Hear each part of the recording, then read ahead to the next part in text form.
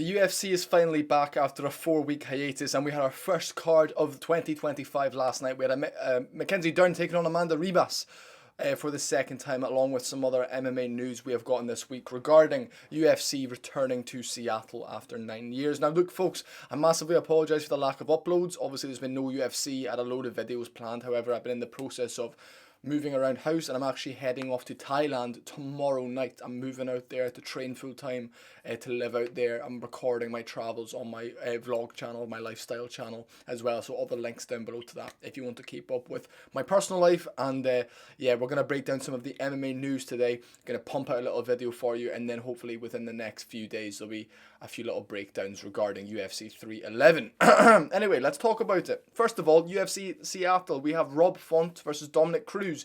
Dominic Cruz's last fight will be against Rob Font. Now look, I was praying Jose Aldo, kind of loser leaves town type of situation, fun fight, a massively fun fight, a fight that's been wanted by the fans and the MMA masses for years and years. It's never ended up happening.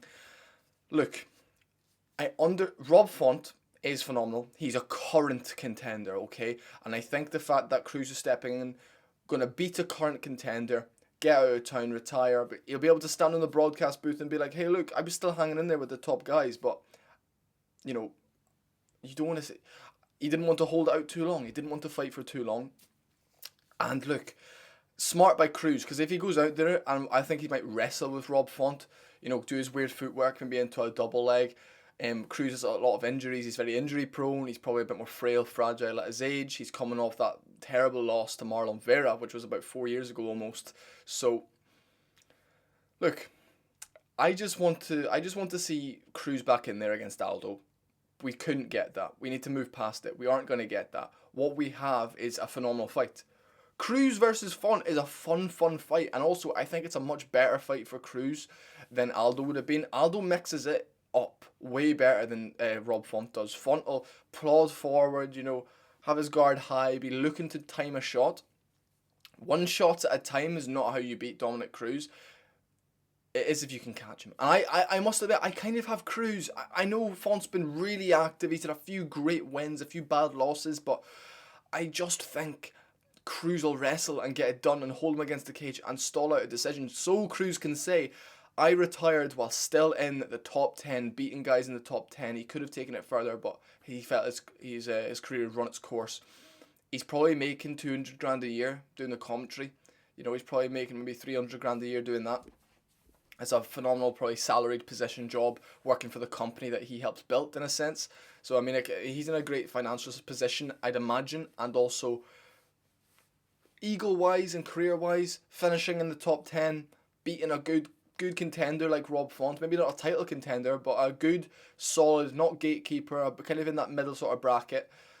It's a very good fight for him. In terms of Jose Aldo, if he wants to keep fighting, Aldo versus Marlon Vera 2 sounds very appealing to me, because, you know, Aldo won the first one. Is he still there? Can he still beat these guys like he could a few years ago? Or you would do maybe an Aldo versus an up-and-coming fighter, another up-and-comer, which I don't really want. I think Jose Aldo deserves all the respect in the world. I think you could do Jose Aldo versus anyone in the division, Sean O'Malley even. That won't happen, but anyone would be fun. I was actually hoping maybe Aldo versus Cejudo could have been a great fight. However, that moves us on to the Seattle main event, and that is obviously Song Yadong versus Henry Cejudo. Guys, this could be the end of Henry Cejudo. I'm not even joking. This could be Cejudo's final fight. I think he could get chinned early. The thing with Cejudo is, I think he was phenomenal back in the day, and he has power. For a little guy, his power is massive because he's got such a low sense of gravity. He does have a good shot power. His shot selection is terrible. The way he covers distance is appalling. And he has that really high guard, and his wide high guard, like you would see like Prime McGregor walking at someone with, you know? The way he walked down Chad Mendes with his hands up like that. That's not what you do when you're a little midget for a division. Why are you keeping distance like that? And when he was demonstrating to Khabib what distance he likes to be at, he was kicking them with his foot. The guy, I think, is clueless. I think he thinks he knows more about the sport than he does. You know, he beat Cruz, he beat Dillashaw. 2 fantastic wins in the grand scheme of things. Cruz was a massively early stoppage, and Dillashaw was weight drained more than anything I've ever seen before. And I just think Song Yudong probably chins him. Cejudo tries closing the distance as they break the pocket. Yudong steps in with a right hand, maybe wobbles him. Cejudo tries firing the left hook, wings it, and then Song Yudong chucks a head kick in there, something like that. I would have loved Cejudo to have waited till April and fought Sean O'Malley. I wanted Cejudo versus O'Malley in April. Cejudo's the type of fighter that has the wrestling credentials, that could go for a takedown. O'Malley could defend the takedown and then get a highlight reel KO, shooting O'Malley back into the stratosphere. That's ideally what I wanted for the division. I say the winner of this fight fights Sean O'Malley in June. I think that's perfect. The winner of this fight fights Sean O'Malley in June. Obviously, Umar Nurmagomedov has said he wants to return in June, and he thinks his next opponent will be Sean O'Malley if he can beat Merab.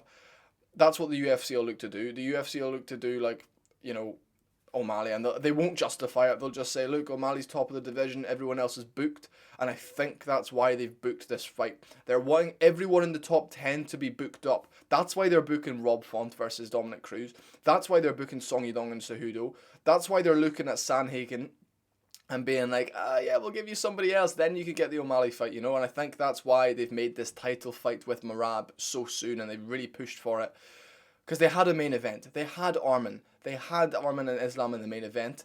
I think they're trying to book up the division for the next month or two, have everybody coming off a win or a loss, and not being able to make a 4-week, 5-week, 8-week, 10-week turnaround straight back into a fight camp to fight Sean O'Malley so they can put O'Malley straight into a title fight. And that would be the best way to justify him getting a title shot after losing 3-2 to Merab, and arguably O'Malley won the first round. And I know people think that's crazy. Arguably O'Malley won that first round.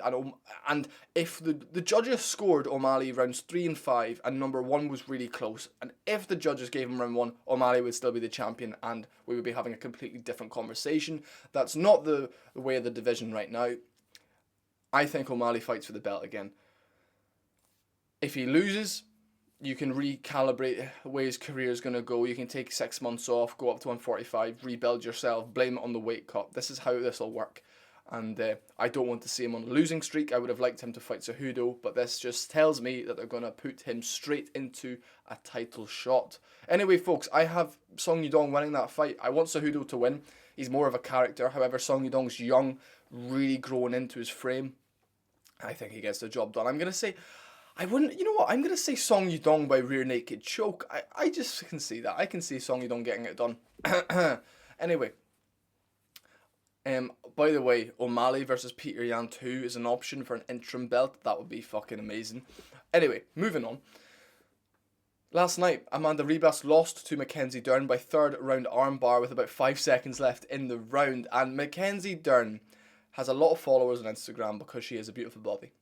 However, I was not sold on her. I was thinking to myself, yeah, she's got some good wins, but she's also fought everyone in the top 5 and had some 50-50 wins and losses, you know.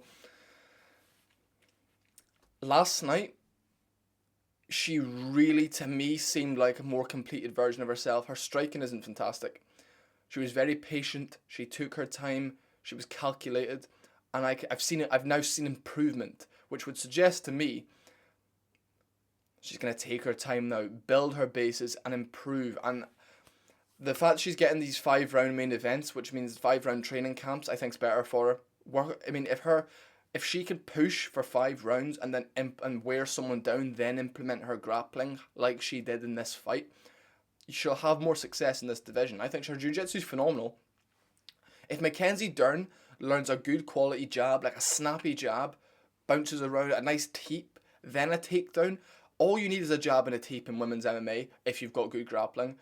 I promise you, folks, Mackenzie Dern, after seeing her performance last night, I don't think she'd win the belt. Give her another year or two, see if she's still winning. I want her to get on maybe a 4-fight win streak. She's on a 2-fight win streak now. Give her 2 more people, maybe one below her, one in the top 5, top 6. Maybe the loser of Weili versus Tatiana Suarez, if that's available towards the end of the year. Maybe a bit too much of a stretch, but maybe June, July, International Fight Week, in like a feature fight on an International Fight Week pay-per-view. that could be fun. But anyway, fair play to Mackenzie Dern. She gets back in there. Her Instagram followers will all be like gushing over this. Like, oh, our queen is in the win column again. She's improving. However, is she a title contender right now? No. Can she have really fun fights if the matches are picked properly and maybe win? 100%. Tatiana Suarez and Mackenzie Dern would be a fantastic fight. And weirdly enough, that's the fight I would give her the most chance in. You know, she was obviously, we've seen Mackenzie Dern get KO'd. She's now, 15-5, something like that. That's her record, 16-5. Not the worst record for women's MMA. However, I would like to see her go on a win streak, prove that she's not just a 50-50 fighter, the way Nate Diaz was, or the way Dan Hooker used to be. And then build on this win, build momentum. If Mackenzie Dern can structure game plans correctly, she can go a long way.